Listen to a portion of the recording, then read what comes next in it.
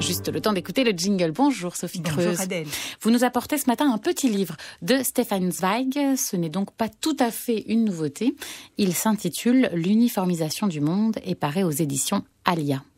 Eh bien, c'est un livre que j'aurais aimé vous lire in extenso, tant il est fulgurant. C'est d'ailleurs pas à proprement parler un livre, c'est un article que Stefan Zweig a publié dans une revue berlinoise et que les éditions Alia, qui ont l'art de dénicher des textes de cet acabit intemporel, essentiel, indispensable, publient dans leur jolie petite collection dans un format rikiki qui tient dans la main. Je vous l'ai apporté d'ailleurs. Je le vois devant vous, il est tout petit.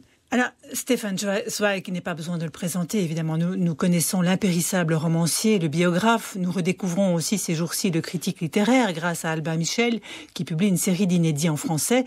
Et nous savons qu'au fond, à travers tout ce que ce fin lettré écrit, il est toujours essayiste.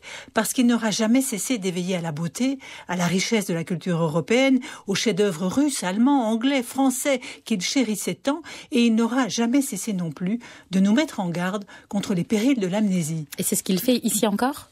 Absolument. Il s'alarme de la perte irrémédiable du monde d'hier, un monde où le raffinement, la conversation, la complexité et les identités croisées étaient une richesse et s'accompagnaient de sollicitations intellectuelles, artistiques, esthétiques qui nourrissaient l'être.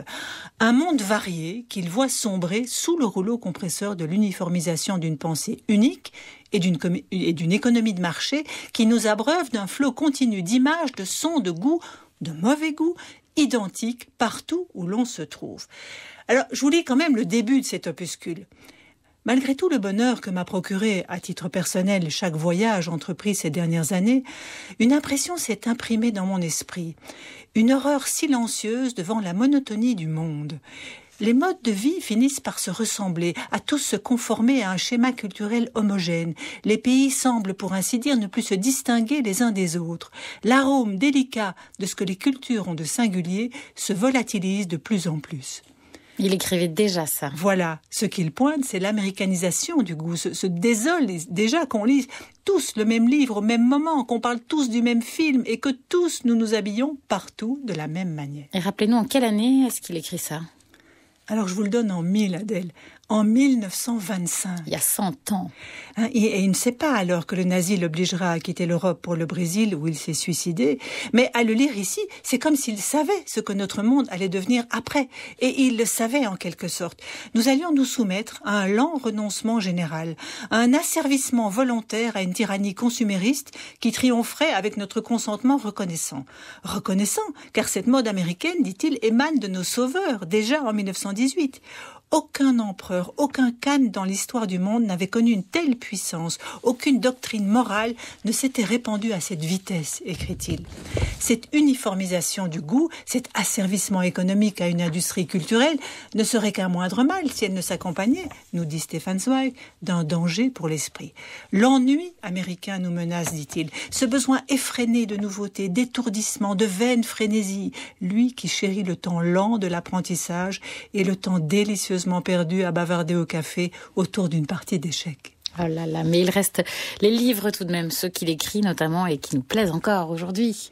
Eh bien, lui doutait fort qu'il fasse le poids face à la saturation d'images qui nous hypnotise. Il imaginait plutôt qu'il faille bientôt construire une réserve, un parc pour cette espèce en voie de disparition que sont les amateurs de concerts de musique de chambre et de lecture sous la lampe. Que nous sommes, n'est-ce pas ? Voilà, bien entendu. Ce texte de 1925, pourrait peut-être sembler un peu suranné ou même risible, s'il n'était aussi alarmant et visionnaire. Il perçoit ce qui nous arrive. Le sentiment de liberté individuelle submerge l'époque, dit-il. Avec ce paradoxe, c'est qu'il s'accompagne en réalité de la perte de liberté par rapport aux opinions, aux choses. Et c'est notre tâche, ajoute-t-il, devenir toujours plus libre à mesure que les autres s'assujettissent, en savourant presque dans la clandestinité la variation infinie de la nature, l'art qui survit dans l'invention d'êtres continuellement pluriels, la musique et la conversation avec des personnes ouvertes d'esprit. C'était déjà une urgence en 1925, ça l'est toujours, comme dirait notre ami Réal. Et oui, dans l'air du temps, comme on disait. Merci beaucoup Sophie Merci de nous avoir fait découvrir ce tout petit livre paru aux éditions Alia de Stefan Zweig. Il s'intitule L'uniformisation du monde et je vais peut-être vous demander que vous me le prêtiez et que je vous le rende la semaine prochaine, si vous le voulez bien. On vous retrouve avec beaucoup de plaisir jeudi prochain. On rappelle qu'on peut réécouter votre chronique, la partager à l'infini sur les réseaux sociaux, sur la plateforme OV.